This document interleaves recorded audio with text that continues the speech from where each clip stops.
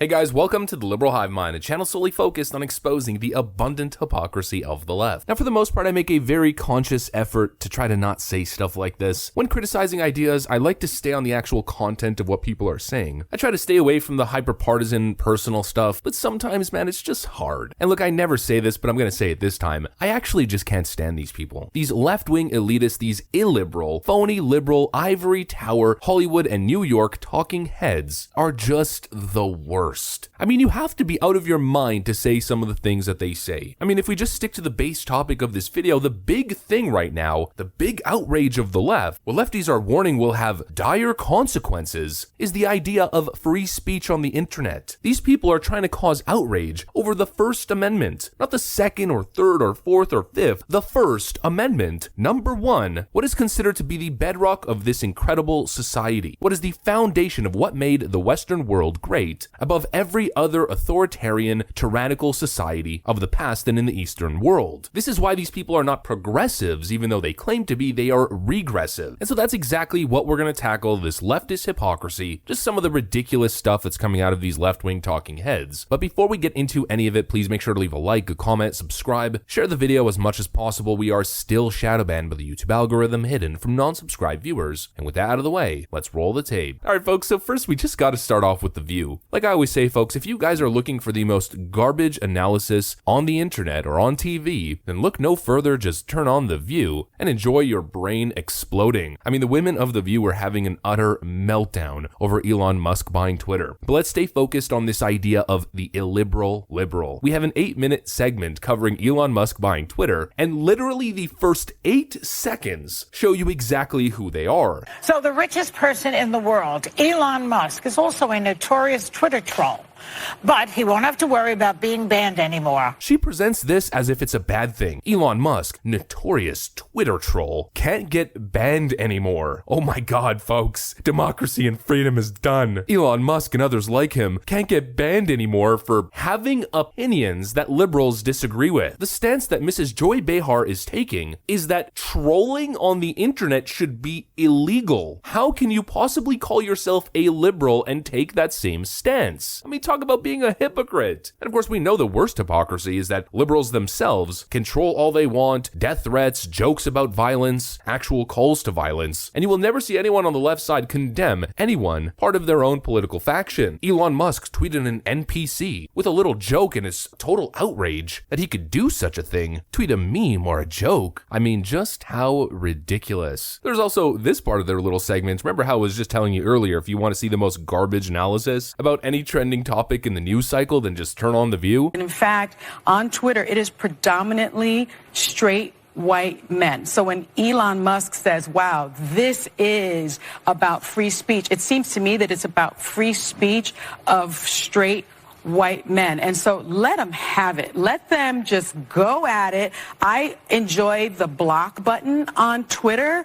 I think it has a real outsized influence in our world because politicians and celebrities are on it. I don't think anything else needs to be said here, but in general, the outrage was just palpable. If you have $44 billion and you use it to buy Twitter, you make bad decisions. Yeah. We have all the information we need.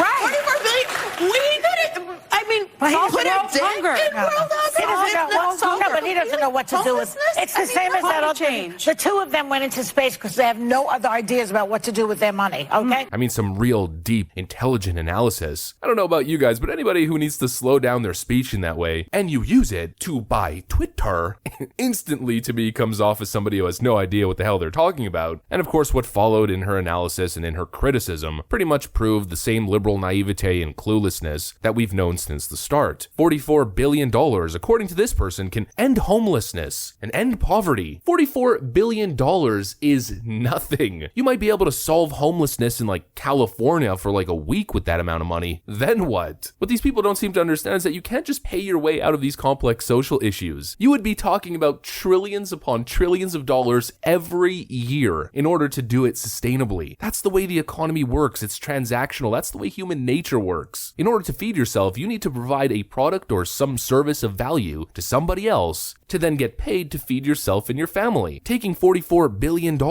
and buying millions of people a sandwich, you might be able to sustain it for a week, maybe 2 weeks, but then the money dries up. And then what sustainable system have you created? Absolutely nothing. This is what we call liberal naivete, a band-aid fix, left-wing political virtue posturing, and not actually understanding the way the economy works. In other words, liberals have absolutely no argument as to why Elon Musk buying Twitter is a bad thing. Instead, they're complaining that the richest man on the planet bought a platform and they don't like it, and their criticism is that he should have solved global hunger instead. Okay, the absolute genius at The View continues to just be astounding. Let's continue on. Here's MSNBC's Nicole Wallace showing exactly what I mean with the liberal elitist view on free speech. Where you go back and you can't yell fire in a movie theater. What are the ground rules? And the issue is whether it's Elon Musk or anybody else, it's a problem that's bigger than Elon Musk. What the right has already seized is this ground that they're on the side of free speech.